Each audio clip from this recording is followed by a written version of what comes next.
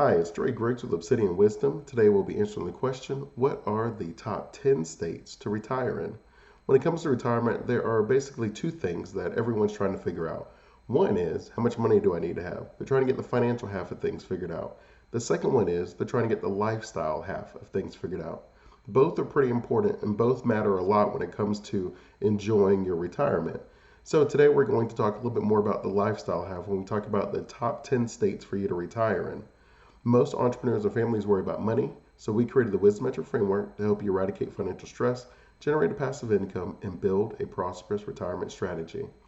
When it comes to this list, I'm actually pulling it from a CNBC website, and they are pulling it from, who was it that made it? Wallet Hub. And so there are basically three main factors that determines what state you'd want to live in when it comes to your retirement. The number one is, of course, affordability. When it comes to the amount of money that you have for retirement, on average, we are somewhere we're trying to get around that, like 500,000. I think on average it's currently at like 400,000 is what the average retiree has. But at the same time, 26% of people don't even have a retirement plan. And then you've even seen where 40% of people, somewhere around there, have about like $5,000 or less. So when it comes to retirement, affordability is a big deal because everyone doesn't have the amount of money that they necessarily want to have to make sure they don't work. So they want to be strategic in the states that they want to live in. So when it comes to that, no surprise, like states like New York, New Jersey are going to be some of the most expensive states when it comes to cost of living. And you want to make sure that if your money is going to last, that you live in a state that helps you last. With that said, that's why some people don't even live in the United States. They end up trying to move to other places that have an Americanish feel, but it may be in like Mexico. So there are certain like tourist destinations, retirement communities that are just on the northern cusp of Mexico that are trying to attract Americans because they're like, hey, in Mexico, there's a different cost of living, and you're going to be able to make your money work a lot better for you. The same as in like Costa Rica and Puerto Rico. These are other countries where they're like, hey, the amount of money that you have will go a lot further if you live in states like this. And by the way, we also have culturally a lot of aspects that we're catering to you where it's going to feel like you're in America, maybe in like Florida or somewhere like that. And so affordability becomes a very big deal. The second one is usually going to be the quality of life. So you obviously you're not just trying to live for the sake of living. It's also very important that you enjoy the days that you're living. Whether that is having like sports teams that you're going to get to watch, whether that is having like mountains to climb or beaches or the weather where you want to enjoy snow or you may want to enjoy sunniness. Wherever maybe you had your career may impact where you want to ultimately live and how you want to be.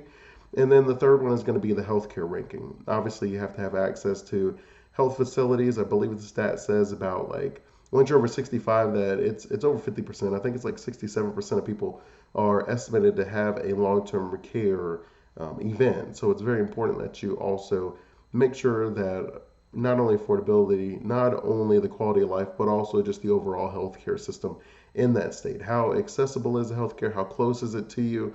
Do they have any facilities that maybe specialize in certain things that maybe is in your DNA, things that maybe is hereditary for you? These are all things that people want to consider because it's very important when it comes to the quality of life that you're going to have in retirement, how much you're going to enjoy it, how fulfilled you're going to be, and that's how they built this off of. Now, for me personally, I also know that a lot of people care a lot about just where their kids are at. Sometimes they're like, hey, I want to make sure that I'm in a state where my kids are in. It's very difficult to know whether that makes sense. Sometimes, if you're following your kids around, maybe that works if they're going to stay in that state, but sometimes they may end up moving too, or you got to move again with them. That's something that you'd want to consider. But, sometimes that's something that you want to be interested in. If it's not your kids, it's just your family, maybe your parents, maybe your siblings, whatever it is, you don't necessarily just want to be away from your family. And so that's something that a lot of people also take into consideration. Also, some people want to think about very nuanced where they're like, you know what, Dre, I'm really tired of mowing grass. So when I retire, I'm going to live in like a nice little beach house and I'm going to have like no grass and I don't have to mow it. Or I'm going to live in a condo and they're going to take it out in my monthly fees where they mow the grass for me. And then on the other end, there's people that would love the land and the gardening and a nursery in their backyard, and they want to grow the plants and they want to do their thing, and they must have like a half an acre or more for them to be able to enjoy outside, work in the yard, and things like that. So it really comes down to how detailed are you in your list of things that you're looking for in your retirement, and based on that, we can find what makes the most sense for you. As far as the Wallet Hub list, number one is going to be Florida. They are ranked number 4 in affordability, number 5 in the quality of life, and 27th in the healthcare. Number two is Virginia. They're going to be number 9 in affordability, number 7 in the quality of life, and number 13 in the healthcare ranking. Number 3 is going to be Colorado. And affordability, that's going to be 11, quality of life 21, and healthcare 4. Delaware will be 4th, affordability 6th, 35 in quality of life, and 15th in healthcare. Followed then by Minnesota, North Dakota, Montana. Number 8 is Utah, which has an affordability ranking of 19, quality of life of 20, and a healthcare ranking of 26. Then you're going to see that if it's not going to be affordability, that is definitely going to be like healthcare or quality of life. Like Minnesota, for instance, they're number 5. Their affordability was 36, which was like really high, but their quality of life was 3 and their healthcare was number 1. And so that gave them a good average.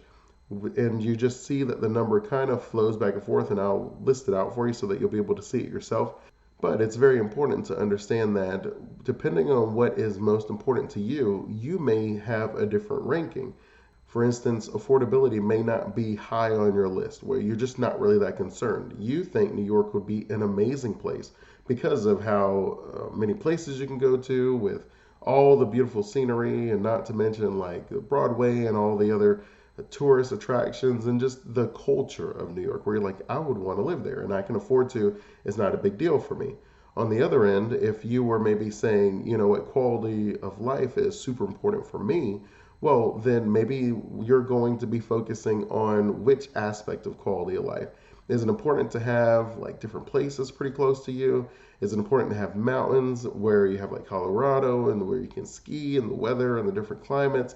Or do you want to be living in like Florida because beaches are very important to you? I mean, what does it really mean to you to say like quality of life? Sure, they're going to be taking general numbers and they're going to calculate and put this list together, but your list is most likely going to be completely different because what's important to you is probably going to be different than what's important maybe to the general public.